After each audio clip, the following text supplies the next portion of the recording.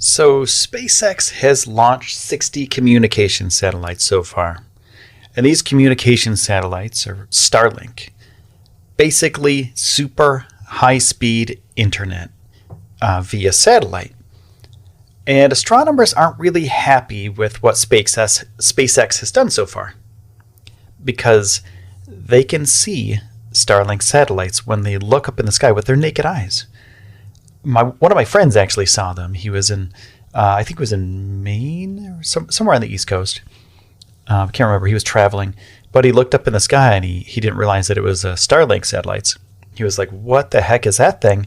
What are all these UFOs?" And they're all in a line. You know, they look like a caravan of satellites. So if a normal person can see them, not really caring about the night sky, you know, like he just kind of glanced up and he saw them, had to explain to him, you know, like, hey, Starlink is up there.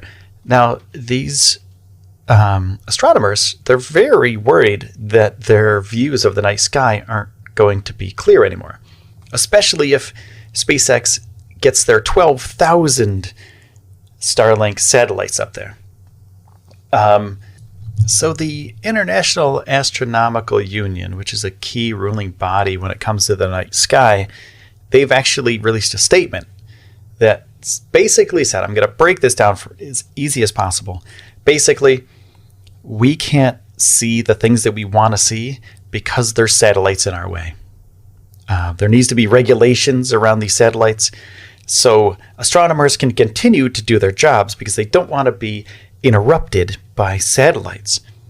Basically, if you're looking at an object, a deep sky object, a deep space object in the night sky, and you're photographing it, you're taking measurements of it, and a bunch of satellites fling by that are visible, you can't do your work.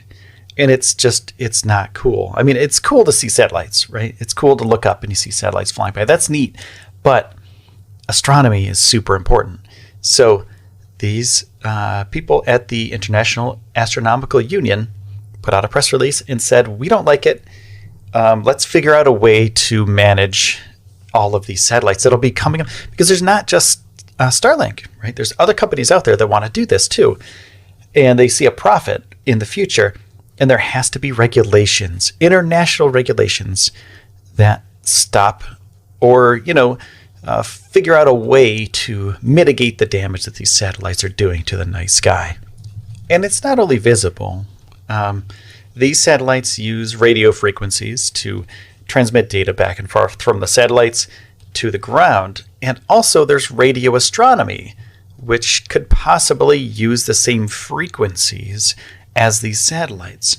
So they're really worried about that as well. And these satellites could interfere with something like, we just got an image of the first black hole, right? The first image of the black hole. And that might not have been possible if there were an internet constellation of satellites up there. So that's what they're really worried about. They're worried about not being able to discover new things because they're going to be interrupted by radio signals and also visually in the future.